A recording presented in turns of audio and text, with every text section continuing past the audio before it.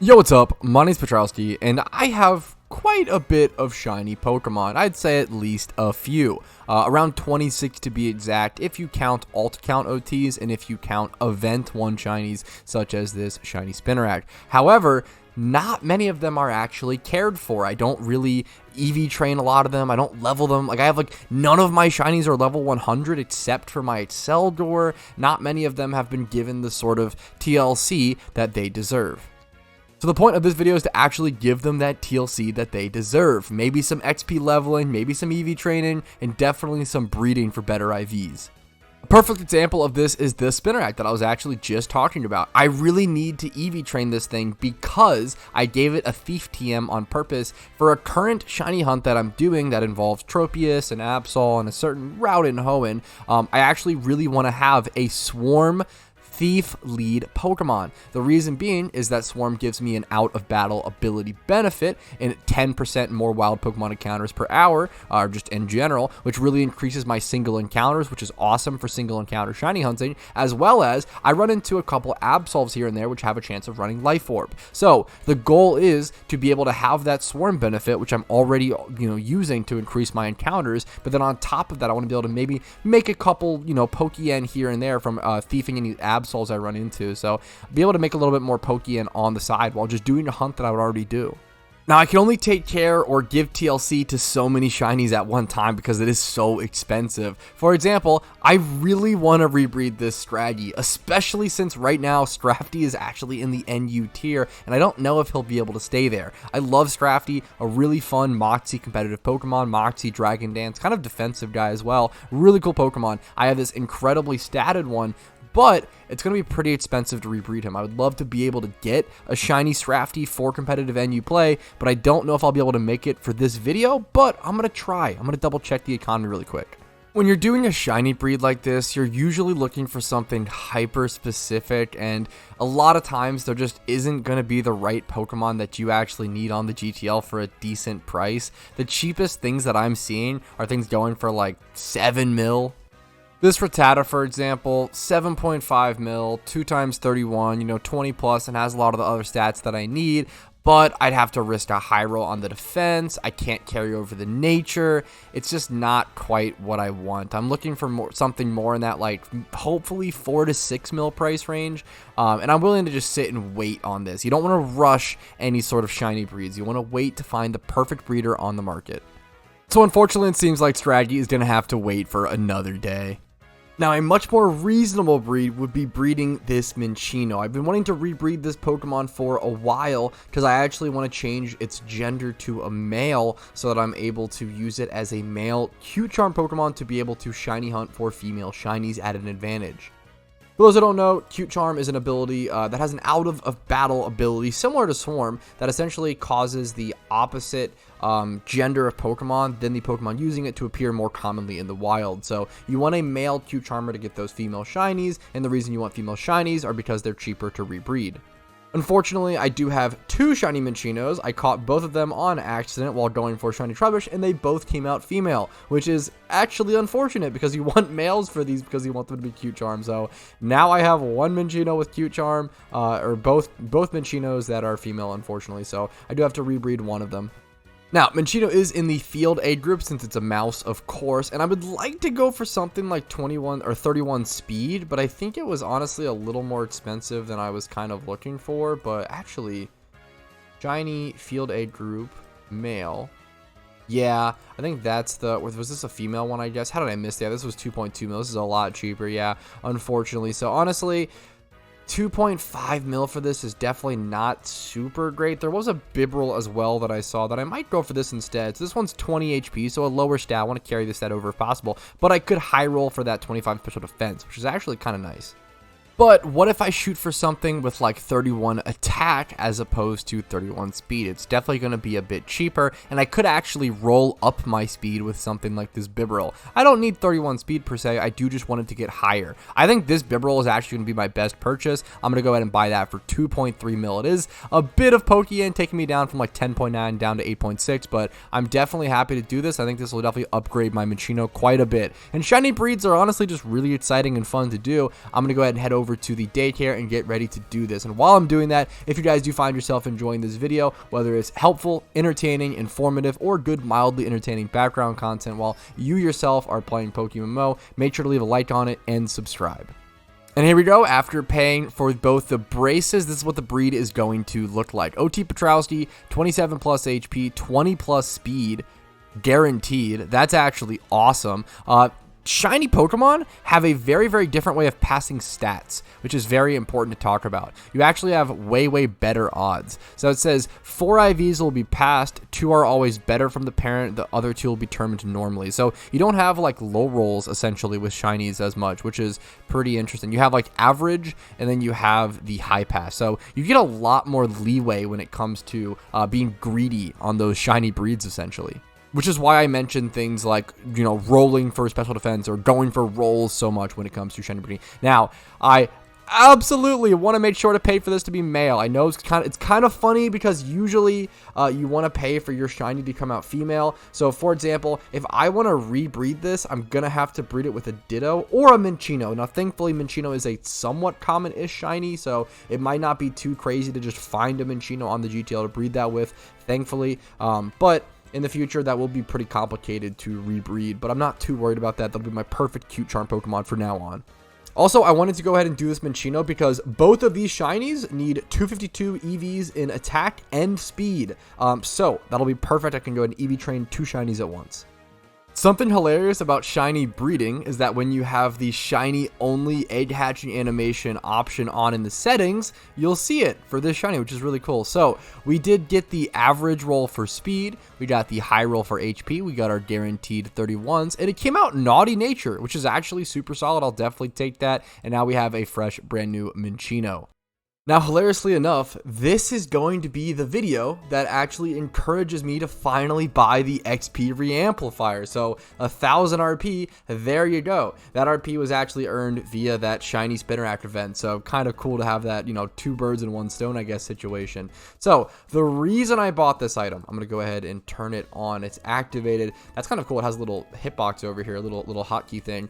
The reason why is that I really don't want to evolve some of my Pokemon. I'm going to go ahead and put an Everstone on my shiny Hoppip. I'm going to put one on my shiny Spinnerack. I'm going to put one on my shiny Minccino, I guess, for the time being as well. And I think that's everything. So the way that this item works is that it'll be evenly spreading XP and EVs across all of my Pokemon. Now, I have tons of XP shares. I think 7. Yeah, I could sell some of those. I don't need all those. You only need 5 maximum. So I'm probably going to sell some of those off. Now, the benefit of this is that there is a 5% XP buff. That's kind of it, and you can use Everstones. That's really the only benefit. And the Everstone benefit is actually super noticeable or super important to keep in mind, but I'll do a video covering this item in the future, and I'll be doing a little bit of a review of it and whether it's worth it or not. But for now, let's go ahead and actually stick to the matter at hand. Now, for today, I'm going to be speed EV training in this location since there's Electabuzz, which is a really cool shiny, and there's also Floatzel here, but Electabuzz is the much cooler shiny. Now, I'm going to be EV training this Bagon as well because you might as well EV train as many Pokemon as possible when EV training. I'm going to be EV training my other shiny, Marowak. Doesn't really have the best stats, but you know what? If I want a, you know, level 100, 252 speed, False Swiper, I want to be able to have it, right? So I think it'll be fun to actually start finally leveling my shinies. All my shinies are like not level 100, which is so funny. I think I should be actually giving them that TLC. That's what the video is all about. So let's go ahead and jump into it. The first horde. Let's see how this XP training thing works. All right, here is the first horde, the first encounter. Let's go ahead and discharge. I should be able to easily kill them all. Not worried about damage or anything. My Galvant's level 88. Let's go ahead and actually see what this looks like. Some XP spread across everyone. Everybody's getting the XP. Everybody's getting the EVs. It should be 10 EVs in each. Double check. 10 speed EVs there. 10 speed EVs here.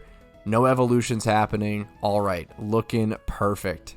From here on out, I'm just going to do my thing, and I'll see you guys with any important updates or important information. I honestly really like videos like this because they sort of encourage me to do things that I've been needing to do for a long time in game, while hopefully giving you guys some sort of education, informative content, or just some mildly entertaining stuff while you're playing the game yourself. And I super fucking love that, and I super appreciate it. Hopefully you guys enjoy it as well. But if you don't, make sure to let me know. I know it could be a little bit more on the not boring side, but a little more slow paced and kind of vloggy and sort of a look look inside to my daily PokeMMO life and sort of kind of trying to put that into a fun, entertaining sort of perspective, though, or at least atmosphere.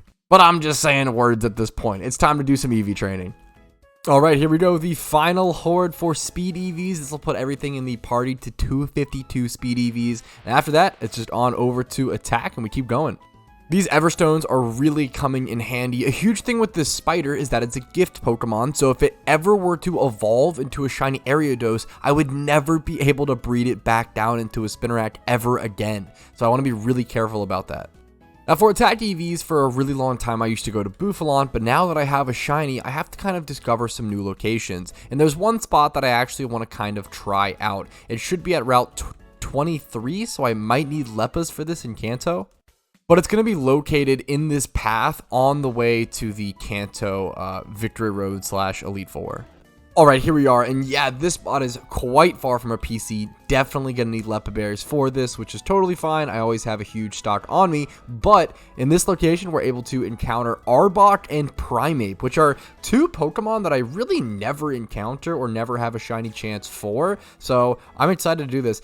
Now, we just discover / find out that Arbok has Intimidate, which is gonna slow down this location a bit, but you know what? I don't know. It's a really cool spot. I don't ever come here. It's a cool new spot to try out, and these are two shinies that I would never normally get, and they're two really cool shinies. I'd be happy with a big yellow snake or a monkey. Alright, but the attack EV training begins. I'll see you guys after I'm done. Alright, here's the last encounter for the perfect amount of attack EVs that I needed. Funnily enough, it's going to be a single encounter because I ran out of discharge PP, so I don't have to use a Leppa berry just to get one more horde in. So there we go, 2v2 attack EVs on every Pokemon in the party, of course. Now, I'm still not quite done. I need to do some XP training for my Spinarak and some for my Minccino. However, getting high up on this encounters to this extent, I'm not sure if I want to stop here and just use XP candies, or if I want to passively level them through gym runs alongside some Blastoise or something. I'm not sure. I might have to think a little bit to actually take this a little, step by step. I think that's exactly what I'm going to do. I really don't mind spending some Pokeyen here, and I'd honestly rather just not risk the chance at a ×5 Horde Shiny. Now, obviously, the higher encounters I get, it doesn't increase my odds or anything. The chance of a Shiny is still 1 out of 30,000. However, I have spent so much time going for rare Shinies over the past year or so, and I haven't been able to get one. So I want to stay on that trail and stay on that track just mentally. It's going to be easier for me if I go ahead and use some of these XP candies on the Pokemon that need the XP. Let's see. We've got shiny Spinarak. Now, what level do I want him to get up to? I just want him to be able to run away from a certain type of Pokemon, a certain level of Pokemon, and then be able to also thief those Absols and one-shot them. The issue is he might need to be level 100. Like, I don't know what level he is going to be able to one-shot those Absols with Thief. Like, non-stab, not very effective Thief one-shotting them might be kind of tough. So maybe I should just go for some XP training. Alright, well, I talked myself out of it, so now I'm actually going to be doing some XP training here at Tentacruel, and if I get a shiny Tentacruel, I get a shiny Tentacruel. I am going to be popping a XP charm for 100%, which is going to increase that by the XP by a ton. I have my Everstone on my Spinarak. I have this thing on still. I don't need to put an Everstone on my Minccino, funnily enough. I didn't realize this. It evolves via Shiny Stone. I would have never guessed that. I definitely thought it was a level up evolution, but that's honestly really cool, so I can keep that safe and not worry about that. I also switched out my Hoppip for a Sweet Scent Smeargle, since I don't want any other Pokemon to gain XP aside from Spinarak and the Minccino. I want both of these Pokemon, which I should actually rename Pinky since someone paid some channel points to do that. I essentially I'm just going to be XP training these as fast as possible. I want these two to gain all the XP. I can both XP train them at the same time. We're going to see how this goes. I'm kind of hoping I don't get a shiny Tentacruel, which is really funny, but at the same time, I don't have one yet, so you know what? It's bound to happen eventually. It's kind of like a rite of passage of PokeMMO and XP training to get that shiny Tentacruel, so I'm going to go ahead and start. Wish me luck, fellas. Let's go ahead and jump into it and see how much XP I can get with these Pokemon within 1 hour of XP Charm. See you guys in a few bit.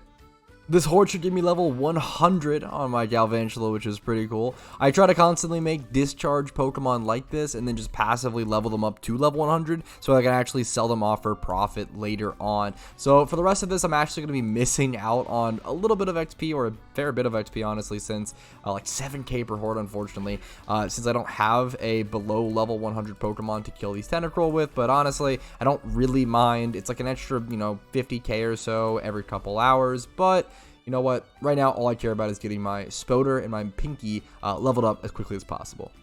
All right, this should be the last horde. 5 seconds left in the XP charm after hours of EV training, an hour of XP training, some breeding, everything here and there and in between. We have really given some of our shinies some actual love, which is super cool to see. Minccino ending up at around level 82. It seems like maybe 83 there, almost 86 experience off. And then Spoder, Spinarak ending up at around level 85. I remember checking the Pokedex and finding out that the Absols that I need to kill with the Thief that I intend to do are only level 27, Route 120 level 27. So honestly, I should definitely be able to kill these even with non-stab Thief.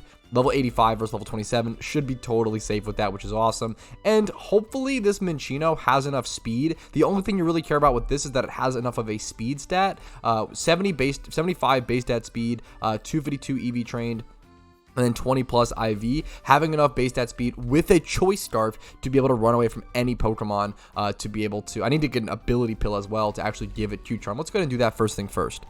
All right, here we go. 35k for this ability pill. Let's go ahead and use on the Minccino. Let's go ahead and give it Q-Charm, accept, bam. There we go. And that is now essentially two shinies that we took from being totally useless to now these are perfectly fantastic utility Pokemon that I can use in the way that I intended to, which is awesome. Now, I know I only really trained up 2 shinies in this episode, but it honestly took quite a bit of time, and we did get some extra work into that Marowak, which was nice, getting some XP trained into the Marowak and the EV. So now it's level 50, it's EV trained. This could be taken into competitive essentially, even though the stats aren't great for it. You know what? We'll happily take that. But now there's only one thing left to do. It's to head over to that location in Hoenn and do some shiny hunting on stream, most likely. Now, if you want to check out those streams, make sure to follow me on Twitch, links down below. If you enjoyed this video, make sure to leave a like on it physically. Make sure to subscribe to the channel for daily PokeMMO videos. Follow the Twitch like I said before. Join the Discord if you want to join a really cool community and see updates on all my content. And then if you want to go above and beyond, get your name listed at the end of videos like this. YouTube memberships, Twitch Primes, Twitch subs, and PayPal/Venmo donations really do allow me to try to make the best PokeMMO content every day, upload videos daily, and stream Monday through Thursday. I'll see you guys later. Have a fantastic day, and make sure to give your shinies some love. Hey, thanks so much for watching the entire video. I really appreciate that, and if your name is on this list, I appreciate you even more. Thank you to everyone who goes above and beyond and supports my channel and allows me to make content full time. I couldn't do it without you guys. Thank you so much. Have a great day.